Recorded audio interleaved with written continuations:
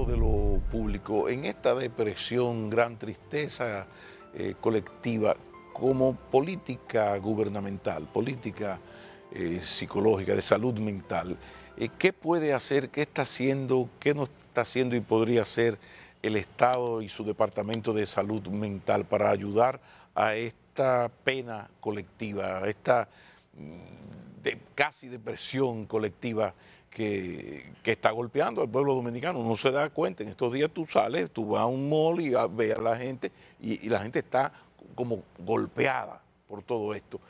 Hay algunos caminos, opciones.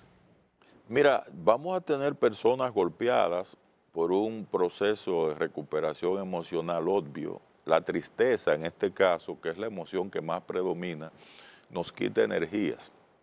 Y nos quita energías como parte de un mecanismo de regulación emocional para poder tener el espacio de asimilar intrapsíquicamente esto que ha pasado.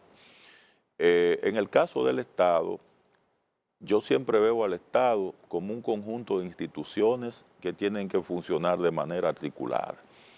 Y que no siempre lo logran, podríamos decir, ¿verdad? No siempre lo logran. No siempre lo logra. Y en este caso mucho menos, porque recuerda que estas son situaciones que surgen de forma abrupta y son tan abruptas e inesperadas que no tan solo sucumben las defensas normales de un ser humano en particular, sino la capacidad de respuesta de las instituciones.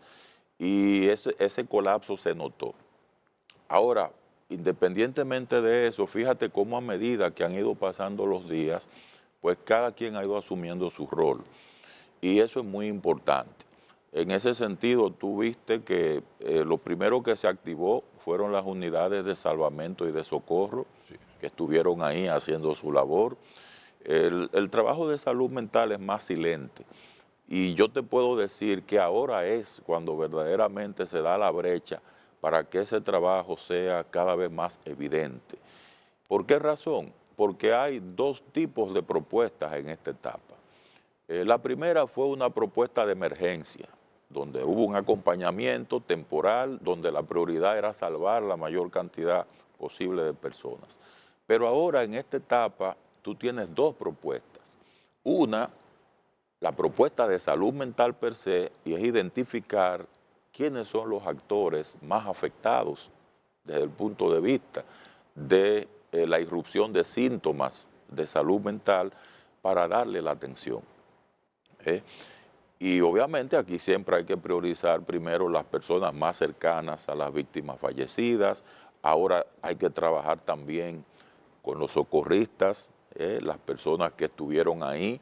Ahí nosotros hablamos de la pregunta ¿quién cuida al cuidador? Porque uno siempre se fija en los que perecieron, pero los que sobrevivieron, que estuvieron cerca de esa tragedia. Por cierto, ¿te pareció correcto que al final de todo este gran trabajo el director del COE haya como dejado salir toda su angustia, lo que él había tenido que soportar y haya expresado eso con llanto en sus palabras, que se le cortó la voz? Mira, cualquier expresión emocional Sí. que se corresponda con el dolor que siente una persona no se puede desautorizar. Esto no es cuestión de libretos, de si es correcto o no. Es cuestión de una realidad que estaba viviendo él y que nosotros, desde este espacio de racionalidad que no tuvimos ahí presente como estuvo él, no podemos juzgar eso. Sin embargo, sí se ha juzgado y se le ha sido y se le ha criticado, como que en su entrenamiento debía estar el soportar esa presión y esa pena. Como yo lo veo, el llanto es un mecanismo de liberación emocional que acompaña a la tristeza y que te informa también cuando un ser humano está siendo desbordado por una realidad que por el mismo colapso de sus propias defensas, pues es algo que nosotros no podemos castigar. Es cuestión de la realidad particular de lo que él vivió. Déjame decirte que eh, a nivel de logística, y esto es bueno informárselo a la población, Por favor. cuando ocurren eventos de esta naturaleza, se activan tres estructuras de forma inmediata. La primera, el equipo de salvamento, que es el que trata de salvar la mayor cantidad de vidas posible, el equipo de socorro, que son las personas que inmediatamente tienen que movilizar enfermería, que los médicos especialistas, llevarlos a los lugares. Y ese equipo de mando que tiene que asumir el control y el liderazgo, porque ante el caos que ha generado una tragedia, lo peor que puede pasar es que no hay un equipo ahí de coordinación, y ese equipo lo coordinaba él. Entonces, esa era la persona que más presión tenía. De todas, claro. De todas. Entonces, no, yo jamás en la vida Sí. condenaría eso. Terapia colectiva. Tú sabes que en este drama, la gente de clase media alta, pues, tiene ya aquí, gracias a Dios, el tabú de asistir al psicólogo es casi parte del pasado. Entonces, las víctimas de clase media alta van y buscan esa ayuda y la encuentran y la pagan. Ay, pero ahí hubo muchos muertos de clase media baja y pobres que no tienen esas posibilidades. El servicio en los hospitales públicos, tienes el seguro contributivo, significa que hay que pagar no menos de 3 a 5 mil, a veces 6 mil pesos por sesión. Eso es impagable para alguien que esté por debajo de los 100 mil pesos, que es la inmensa mayoría. ¿Qué se podría hacer con los que necesitan ese servicio? No tienen el recurso para pagarlo, pero el Estado tampoco en los hechos no se lo ofrece. Digo que no se lo ofrece porque si yo gano 30 mil pesos y tengo que pagar 5 mil por cita, me va a ser muy difícil. Mira, yo siempre he dicho que una gran tragedia no solo devela la parte traumática de quienes mueren o la buena noticia de quienes sobreviven. Sí, Una tragedia devela también las desigualdades y las brechas. exacto. Y definitivamente la realidad del mundo en materia de salud mental es que cerca del 85% de las personas que necesitan asistencia en salud mental no la reciben. Lo que quiere decir que estamos hablando entre un 10 a 15% que es el que la recibe. ¿Y quiénes son esos? Los que la pueden pagar. Y nosotros no somos la excepción. Y ahora se está notando mucho más. Y un dato revelador, ¿eh? Sí, esa es la realidad. Y de hecho hasta los organismos internacionales han hecho hasta convenciones para ver cómo logran disminuir esa brecha y no ha sido posible. Aquí yo te pudiera decir que sería interesante que como parte de una política pública se publique eh, con el Ministerio de Salud Pública a la cabeza, el Servicio Nacional de Salud, Sí. cuáles son las estructuras que tienen ellos en los hospitales que dan este tipo de atención de forma gratuita, porque hay varios hospitales que la tienen, las organizaciones no gubernamentales sin fines de lucro que también tienen programas, Claro. para que entonces las personas puedan tener el mayor acceso posible. Sé que hay algunos planes de aseguradoras, pero como tú dices, para quienes lo pueden pagar. Y el bendito completivo que le llaman, eso tiene un nombre. Sí, un plan complementario. No, además del plan complementario, y cuando yo voy, yo voy a mi urólogo y yo tengo que pagar, además de lo del seguro, 4, 5, 6, 7 mil pesos, algunos hasta 9 mil. Una diferencia enorme, sí. Entonces, la verdad que eso es un drama terrible que quizás se agudiza con el problema de la capacitación de los psicólogos. ¿Cómo está la capacitación de los estudiantes de psicología? ¿Cómo está? Porque aquí ha habido sus crisis. Yo no sé qué tan bueno sea el profesional que sale de estas universidades, que ahora con esto de lo virtual, tú vas 2 veces, te conectas y vas una vez a la semana y a los 4 años te dan un papel que dice que tú eres licenciado en psicología. Pero a veces creen que Jung es la primera palabra de Jung, frío, frío en Banilejo, y no el gran, ¿verdad? El gran intelectual de estas cosas. ¿Cómo tú, desde tu experiencia, cómo tú ves el problema de la capacitación, la calidad con la que salen los egresados de las escuelas de psicología? Sí, mire, yo te voy a plantear algo. Alguien dijo una vez que de la cantidad nace la calidad. Si fuera así, nosotros tenemos tanto psicólogos como kilómetros cuadrados. Ya en el país hay más de 50.000 psicólogos. Y obviamente ahí tú vas a ver excelentes Ahí profesionales. se puede decir licenciado en psicología, un poco para separar el licenciado en derecho del abogado y el licenciado en psicología del psicólogo. ¿Estoy correcto? Sí, sí, tenemos... Yo tengo el papel que dice, no, yo hice mi pensum, míralo ahí, hice la tesis, licenciado en psicología. Sí, pero aquí lo más Sí. importante es que además de esa formación básica que uno recibe en licenciatura, hay mucha gente bien formada a nivel de maestría y especialidades. Esa diversificación de oportunidades que hemos tenido a través incluso de otras universidades, no tan solo locales, que han ofertado esos tipos de programas, los mismos convenios que tienen las universidades locales con universidades internacionales, ha dinamizado mucho. Ha mejorado la capacitación, la calidad de los egresados de los departamentos de las escuelas de psicología del país en los últimos 20 años o la cobertura, la ampliación de la cobertura se ha hecho en detrimento de la calidad, como nos ha ocurrido con la educación? No, yo creo que en términos generales el balance es favorable, Favorable. independientemente de que tú sabes que hay un factor personal aquí también. O sea, Muy personal. hay un factor personal. Hay personas que definitivamente, por más buenos programas que tengan, la psicología implica otras variables que no es solo lo que tú recibes académicamente. Hay un sistema de actitudes, un sistema de empatía, un compromiso ético con la profesión, y eso no necesariamente te lo va a dar un programa. Seguimos en los efectos psicológicos, pero ya no de la pena por todo lo ocurrido en Jet Set, los muertos de Semana Santa, sino que ahora el gobierno, en una decisión de comunicación política estratégica, está jugando a desarmar el relato de la oposición que está en el ultranacionalismo. Y le ha dicho a la oposición, no, no, no, para ultranacionalista, si tú te crees que tú me vas a quitar el apoyo de la gente con ese discurso ultranacionalista, no, pero yo te voy a desmontar eso. Y ha hecho cosas tan terribles como esto que tiene que ver con la perseguir parturientas.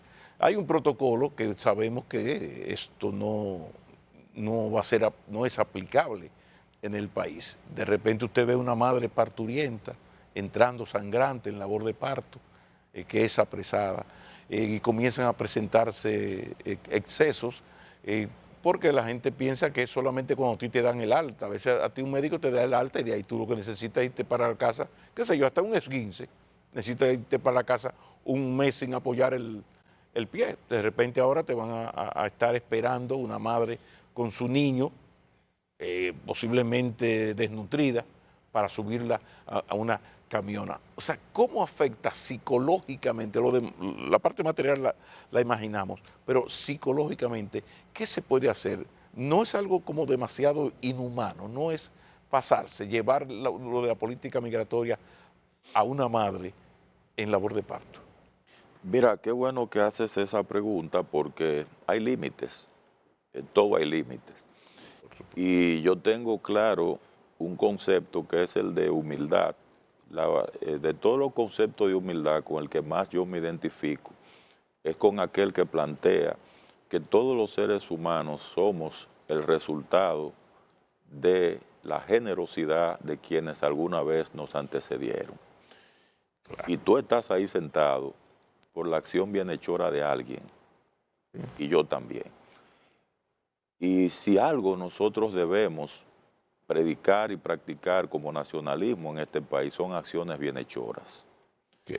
Y en ese sentido, todo lo que preserva el humanismo como sensibilidad colectiva y que transmite un mensaje a los demás de que la bondad, independientemente de la causa política y social que tengamos de frente, es algo a lo que no debemos darle la espalda, pues así nosotros podemos tener un sentido de continuidad para que no se pierda como parte de nuestra identidad lo que verdaderamente nos hace dominicanos. Lo que verdaderamente nos hace dominicanos es la bondad. Pero ese exceso, el efecto, yo insisto, en el efecto psicológico de un acoso, ya no el inmigrante que va caminando y es acosado, la camiona, 2.000 pesos si es de migración, 6.000 si lo llevan al destacamento y de entre 15 y 20.000 si llega a Jaina. Hay toda una estructura mafiosa que yo saco y ellos vuelven a entrar porque la mafia la tenemos nosotros. No te pido tu opinión en ese sentido. Me quedo en la parturienta, la señora que dio a luz y ya le dan el alta con una cesárea, como se pare ahora la mayoría de las mujeres, la persona que le dieron de alta pero necesita cuidados y esta gente no tiene ni siquiera eso. De ahí a una camiona a Haití, pero que es para esas personas ir a Haití. A veces es una especie de aniquilamiento. ¿Qué se puede hacer? Por ejemplo, salud pública en su área de salud mental no podría hacer algo. ¿Dónde quedó aquello de que no, yo como médico resuelvo? Yo no pregunto si es legal o si es un ser humano, yo resuelvo. ¿Cómo explicar esta acción? Sí, por eso, tú estás preguntando por el efecto, y yo lo que te quiero decir Por es favor. que eso tiene un contraefecto, Joder. y tiene un contraefecto negativo, en el sentido de los objetivos que se persiguen, pues no se logran, porque lo que logramos más bien es un contraefecto de al proyectarnos como si no estuviéramos ponderando la parte humana y no dándole prioridad a esa parte. Entonces ese contraefecto psicológico puede ser más nefasto que los beneficios que pudiéramos estar buscando con esas medidas. Como yo te decía, todo tiene límites y me parece que en la aplicación práctica de esa medida, de hecho se está teniendo un contraefecto y tú lo notas en la gente cuando te comenta, cómo se lamenta, cuando ve ese tipo de aplicación. Pero mira, estamos casi terminando y no habíamos tocado uno de los temas que nunca faltan cuando conversamos aquí, tú y yo, que es este asunto de la violencia contra la mujer, la violencia de género, pero sobre todo, me imagino que habrá un 90-10 de violencia del hombre contra la mujer, pero que cada vez es peor, e incluso ya está hasta superando lo de la misoginia y el machismo, sino que ya hasta aparece el señor que mata a su propio hijo, a la suegra y un cuñado, o sea, ¿cómo valoras tú lo que se está haciendo desde la política del Estado y qué hacer frente a este demonio que no hay manera? Porque yo no sé si tú estarás de acuerdo conmigo, que uno, caramba, cuando las muchachas del CIPAF iniciaron esto, aquello era terrible, pero quizás es que no sé, que se escondía y ahora se transparentó, pero uno siente, pero de qué han servido estos 60 años de derechos de la bendita mujer, su derecho a olvidar. ¿Cómo está eso? ¿Cómo está eso, Luis? Sí, esperamos más, siempre esperamos más, independientemente de que las cifras, cuando tú comparas de un año, de 4, 6 o 7 años para acá, parecería que han ido reduciéndose en cantidad. Eh, Tú ves, por ejemplo, que había un promedio que no era el mismo, pero ¿qué está pasando ahora? El contenido de los crímenes, las modalidades que se están observando son muy intensas, son muy lacerantes, son, eh, como tú acabas de decir, ahora tú tienes muchos crímenes múltiples, así le llamamos a los crímenes cuando además de la mujer se matan a otras personas. También recientemente tuvimos casos de descuartizamiento y cosas así. Entonces, aquí hay dos cosas, políticas públicas, que tú sabes que las políticas públicas suelen ser muy lentas, porque para tú cambiar políticas públicas tiene que pasar por todo un filtro logístico que a veces toma un camino muy largo. Eh, Hay que valorar, si comparamos desde el año 2000 a 2000 para atrás, no teníamos prácticamente nada del 2000 para atrás. No teníamos la ley 2497, ya la tenemos. No teníamos procuradurías especializadas a nivel nacional, ya las tenemos. No teníamos niveles de atención desde el mismo Ministerio de la Mujer, ya lo tenemos. Entonces tú me dirás, bueno, pero si tenemos estructuras desde el Estado que le están dando respuesta al tema, ¿qué es lo que nos está faltando? Bueno, ahora nosotros tenemos que implicar las políticas públicas estatales con una población que responda a esas políticas. Porque si la población sigue con los modos culturales y socialmente aprendidos de cómo se trata a una mujer, Okay. pues obviamente las políticas públicas se van a quedar colgadas. ¿Y qué se puede hacer entonces en los hogares? Hablamos ahora de la educación un poquito menos machista, porque la cosa uno aprende el respeto a las mujeres o no, en tu hogar. Esa es la gran escuela, en verdad. Después viene todo lo demás. ¿Cómo tú valoras lo que se está haciendo y qué puede hacer ese padre que nos está escuchando, la madre que nos ve, eh, para formar a un muchacho menos machista, con prioridad en el respeto no solo a la mujer, respeto en sentido general, para crear ciudadanos? ¿Cómo vamos en ese aspecto? Hay que articular hogar, escuela, medios de comunicación y comunidad. Fíjate que cuando los ¿Se mensajes está haciendo? ¿Tú percibes que ese trabajo fundamental que acabas de plantear ahí mismo? está debilitado, está muy debilitado. Esa es la parte donde más tenemos que fortalecer. Está muy debilitado. Pero ¿qué falta por hacer? Porque están los estudios. Aquí todo está funglodizado, analizado, pensado, teorizado. Entonces, ¿por qué si se saben esas cosas hace 25 años, esa conexión que acabas de plantear, ¿por qué no se trabaja más? ¿Qué es lo que ocurre? Sí, bueno, mira, yo visualizo, por ejemplo, una escuela, que es el espacio donde confluyen todos. Por ejemplo, en la escuela confluyen los niños, en la escuela confluyen los padres, en la escuela confluyen los docentes. Pero grabado esto con que casi el 50% de los hogares tiene un solo padre o ninguno. Lo que te significa que ya no está el papá nuestro que tenía el pescozón a tiempo para educar a ese muchacho. Entonces hay una realidad estructural en la familia que también se convierte en un factor de riesgo. Pero Para lo que estamos importantiza los otros elementos que me dice. Entonces, si por decreto no podemos crear una familia que no existe. No puede. Sí, ahora, entonces vamos a fortalecer la escuela y la comunidad. ¿Se está haciendo eso? ¿Se está trabajando eso? Porque es una realidad. Es una realidad. Eso se está trabajando, pero te voy a decir que ese trabajo es muy lento, porque tú tienes que neutralizar ya unos mensajes sociales y culturales que fueron instaurados durante siglos. Entonces ahí es donde está el tema. Yo pienso que el papel de los medios de comunicación sería muy útil en esta coyuntura también. Precisar desde el punto de vista familiar cuáles son los códigos que vamos a transmitir, que esos códigos sean reforzados desde los programas educativos y obviamente tenemos una realidad y es que los medios de comunicación de hoy son muy distintos a los medios tradicionales, ya no son dos ni tres, ya son demasiados. No, lo que pasa es que existe un liderazgo de la comunicación coprológica, pero no por una maldición de Bersebú, sino porque el público prefiere ese tipo de comunicación. Entonces, ¿qué se puede hacer cuando la enfermedad está en el electorado, en los televidentes, en los oyentes? O sea, ¿qué se puede hacer? Porque bueno, es que el pueblo quiere lucha, que luche ya veneno. Entonces, ¿qué hacer? Porque me mencionan los medios de comunicación que nos olvidamos de la función social. Eso se teorizaba mucho cuando yo estudiaba esto, se teorizaba mucho la función social de los medios, la responsabilidad social de un Y medio. así nos formaban. La educación, tú lo recuerdas, ¿no? Eh, Entonces, ¿qué coño pasó? Que 30, 40 años después, esto está manga por hombro. ¿Qué hacer? No, tú recuerdas que lo que pasó fue sencillamente que lo que se comenzó a premiar era otro tipo de mensaje. Y la gente funciona por estímulo en gran medida.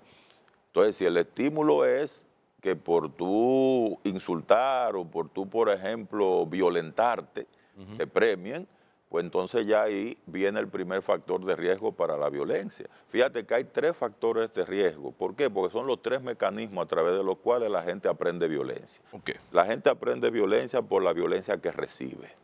La gente aprende violencia por la violencia que intercambia. Y la gente aprende violencia por la violencia que ve y lo que oye. Esos son los mecanismos a través de los cuales penetra la violencia como código aprendido y que luego la gente lo replica. Entonces, si sencillamente nos ponemos pasivos y decimos, bueno, eso es lo que es y eso es lo que a la gente le gusta, bueno, pues la gente va a seguir premiada por eso, entonces no nos podemos quejar de que tengamos violencia. Y por eso se necesita la mano amiga, solidaria, responsable de un Estado, en ese sentido, porque el comunicador es muy fácil para los veteranos como yo, que ya va de paso y ya tiene su vida económica resuelta en lo fundamental. pues defender esa función social, pero cuando en el periodismo, por ejemplo, y quizás hasta en la psicología, uno nunca sabe, el otro tipo de comunicación es el que te da view, reconocimiento, aplausos, y está el dinero. Para ese muchacho joven, 20, 25 años, periodista, psicólogo, seguir el camino nuestro no es quizás muy conveniente, porque no, entonces el desafío es grande. Tal vez haga falta pasar un balance algún día y digamos, por un lado están los views y el dinero y por otro lado están las tragedias. ¿Con qué nos quedamos de las dos? Excelente conclusión de una inteligente conversación con un profesional como la copa de un pino. Yo no sé si los pinos son psicólogos. Ahora lo cierto es que este señor sí que es un profesional de la psicología como la copa de un pino y agradezco mucho que hayas aceptado la invitación, Luis. Gracias por invitarme. No hay tiempo para más. Sean felices si es en familia, familia mucho mejor, mucho mejor.